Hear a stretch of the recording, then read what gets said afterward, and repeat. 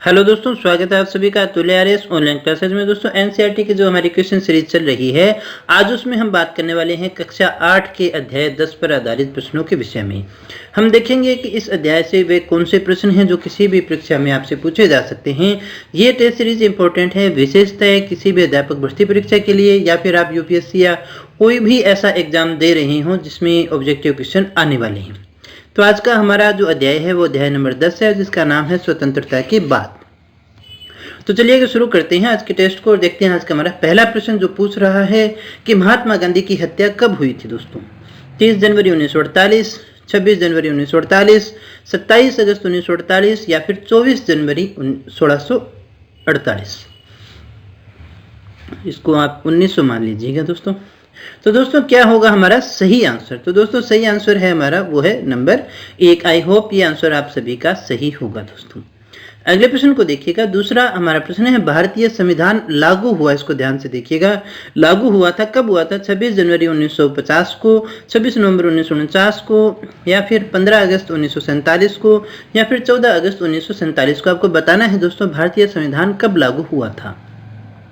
तो दोस्तों हमारा जो सही आंसर है वो है नंबर 1, 26 जनवरी 1950 को। और अंगीकृत कब किया गया था? 26 नवंबर 1949 को। तो दोस्तों चलते हैं अगले प्रश्न की ओर। तीसरा हमारा प्रश्न है सार्वभौमिक वयस्क मताधिकार का अर्थ क्या है? शब्द आपने पढ़ा होगा भारतीय संविधान में जो कहा गया है, जिस सार्वभौमिक वयस्क मताधिकार की बात की गई है, अर्थ क्या है? कहीं भी वोट देने का अधिकार, सभी को वोट देने का अधिकार, सभी वयस्क नागरिकों को मत देने का अधिकार, या फिर 18 वर्ष से अधिक आयु वर्ग के वोट देने का अधिकार। क्या है दोस्तों सही आंसर? तो दोस्तों सही आंसर हमारा वो है नंबर 3, सभी वयस्क। अब ये वयस्कता की आयु परिवर्तित हो सकती है, जैसे प्रारंभ में 21 वर्ष की थी आयु और बाद में किसको कितना कर दिया गया? 18 कर दिया गया दोस्तों। किसने कहा था कि हरिजनों की अक्षमता के लिए ऊंची जातियां जिम्मेदार हैं? एच.जे. खांडेकर ने, डॉक्टर राजेंद्र प्रसाद ने, इसको प्रसाद कर लीजिएगा, डॉक्टर भीमराव अंबेडकर ने, या फिर जवाहरलाल नेहरू ने। किसने कहा था दोस्तों? क्या है सही आंसर? तो चेक करिएगा, सही आंसर हमारा नंबर 1, एच.जे. खांडेकर ने कहा था। संविधान की प्रारूप समिति के अध्यक्ष कौन थे दोस्तों? आपको बताना है। डॉक्टर राजेंद्र प्रसाद, जवाहरलाल नेहरू, डॉक्टर भीमराव अंबेडकर, या फिर महात्मा गांधी। दोस्तों आपको बताना है कि संविधान जो था उसकी जो बनाने के लिए प्रारूप समिति थी उसके अध्यक्ष कौन थे? तो दोस्तों सही आंसर हमारा वो है नंबर 3, डॉक्टर भीमराव अंबेडकर। स्वतंत्र भारत के उप प्रधानमंत्री कौन बने थे? डॉक्टर राधाकृष्णन, जवाहरलाल नेहरू, वल्लभ भाई पटेल, या फिर माउंटबेटन। कौन थे दोस्तों? सही आंसर वो है हमारा नंबर 3, वल्लभ भाई पटेल। अगले प्रश्न को देखिएगा। तेलुगु भाषियों के हितों की रक्षा के लिए आंध्र प्रदेश की मांग हेतु भूख हड़ताल पर बैठे महात्मा गांधी, पोटी श्री रामुलु, महान गांधी, या फिर राधा वल्लभाचार्य, जिनकी मृत्यु भी हो गई थी बाद में दोस्तों। तो दोस्तों हमारा जो सही आंसर है वो है नंबर 2, पोटी श्री रामुलु। अगले प्रश्न को देखिएगा। पोटी श्री रामुलु 58 दिनों के अनशन पर बैठे, उनके बाद में उनका देहांत हो गया। कब हुआ था? 26 जनवरी 1950 को, 15 अगस्त 1947 को, 15 दिसंबर 1952 को, या फिर 14 अगस्त 1953 को। कब हुआ था दोस्तों उनका निधन? तो दोस्तों सही आंसर हमारा वो है नंबर 3, 15 दिसंबर 1952 को। अगले प्रश्न को देखिएगा। भाषाई आधार पर 1 अक्टूबर 1953 को राज्य बना था, कौन सा? पंजाब, आंध्र प्रदेश, कर्नाटक, या फिर राजस्थान। भाषाई आधार पर बनने वाला राज्य था। तो दोस्तों सही आंसर हमारा वो है नंबर 2, आंध्र प्रदेश था। अगले प्रश्न को देखिएगा। राज्य पुनर्गठन आयोग ने अपनी रिपोर्ट सरकार को सौंपी, आपको बताना है कब सौंपी थी?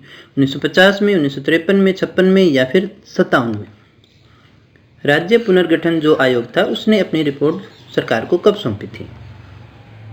तो दोस्तों सही आंसर हमारा वो है नंबर 3, 1956 में। अगला प्रश्न देखिएगा। गांधी सागर बांध किस नदी पर बनाया गया? चंबल नदी पर, सिंधु नदी पर, यमुना नदी पर, या फिर काली सिंध पर। दोस्तों आपको बताना है गांधी सागर जो बांध है वो किस नदी पर बनाया गया था। सही आंसर चेक करिएगा, वो हमारा नंबर 1, चंबल नदी पर बनाया गया था। सरकार ने आर्थिक विकास के लिए नीतियां बनाने और उनको लागू करने के लिए योजना आयोग का गठन किया, 1947 में, 50 में, 51 में या फिर 56 में दोस्तों। आपको बताना है योजना आयोग का गठन कब किया गया था। क्या है दोस्तों सही आंसर, तो चेक करिएगा, वो हमारा नंबर 2 1950 में योजना आयोग का गठन हुआ था। हालांकि अभी अस्तित्व में नहीं है, उसकी जगह नीति आयोग आ चुका है, लेकिन हमारा सही आंसर है ये। आज़ादी के बाद किस अर्थव्यवस्था को अपनाया गया, यानी भारत ने किस अर्थव्यवस्था को अपनाया था। पूंजीवादी, समाजवादी, मिश्रित या फिर राष्ट्रवादी। भारत ने कौन सी अर्थव्यवस्था को अपनाया था, सही आंसर चेक कीजिएगा, वो हमारा नंबर 3 मिश्रित। दूसरी पंचवर्षीय योजना में सबसे अधिक जोर दिया गया था इस्पात जैसे भारी उद्योग और विशाल बांध परियोजनाओं पर, नए विद्यालय खोलने और अधिकाधिक शिक्षा पर, कृषि के लिए उन्नत तकनीक विकसित करने पर, या फिर वैज्ञानिक अनुसंधान और परियोजनाओं जैसे परमाणु कार्यक्रम पर। किस पर दिया गया था जोर, तो दोस्तों चेक करिएगा, सही आंसर हमारा वो है नंबर 1। भिलाई इस्पात कारखाने की स्थापना 1959 में किसकी सहायता से की गई थी दोस्तों। ब्रिटेन, सोवियत संघ, अमेरिका या फिर जर्मनी, किसकी सहायता से की गई थी। तो दोस्तों चेक करिएगा, सही आंसर हमारा वो है नंबर 2, तत्कालीन सोवियत संघ के सहायता से की गई थी। संयुक्त राष्ट्र अस्तित्व में आया कब आया था, 1940 में, 44 में, 45 में या फिर 1950 में।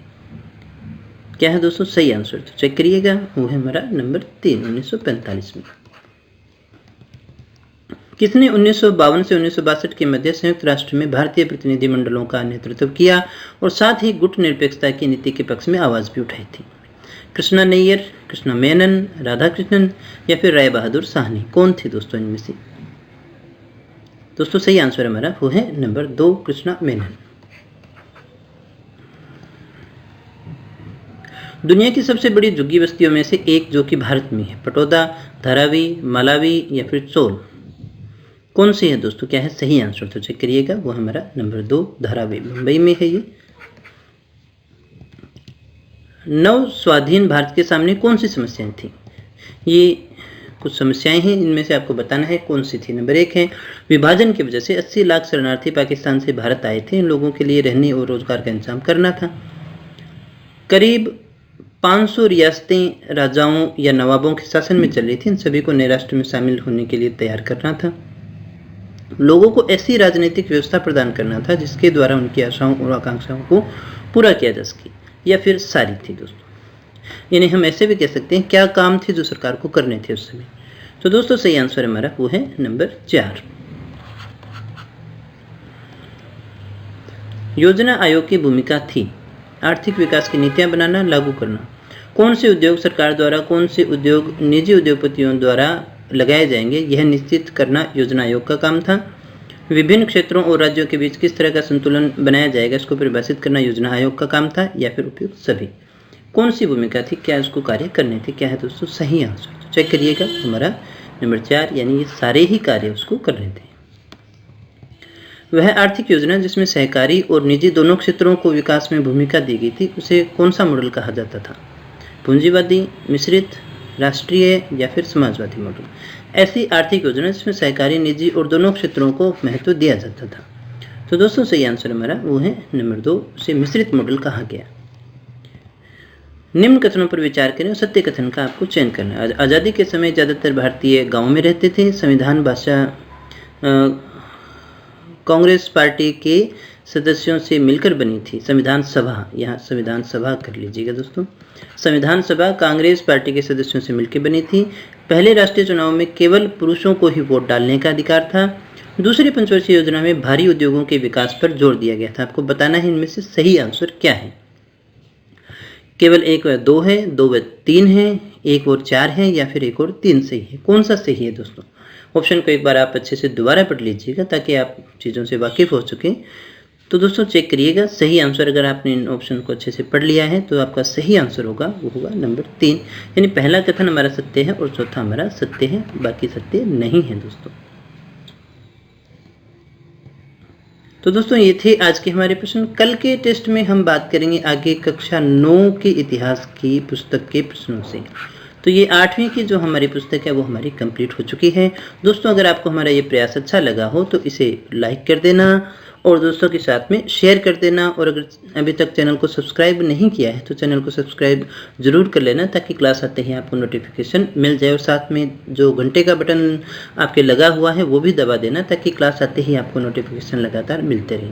तो दोस्तों मिलते हैं कल के टेस्ट में कुछ और नए प्रश्नों के साथ, कुछ और नई जानकारी के साथ। तब तक बने रहिए हमारे साथ। Thank you very much.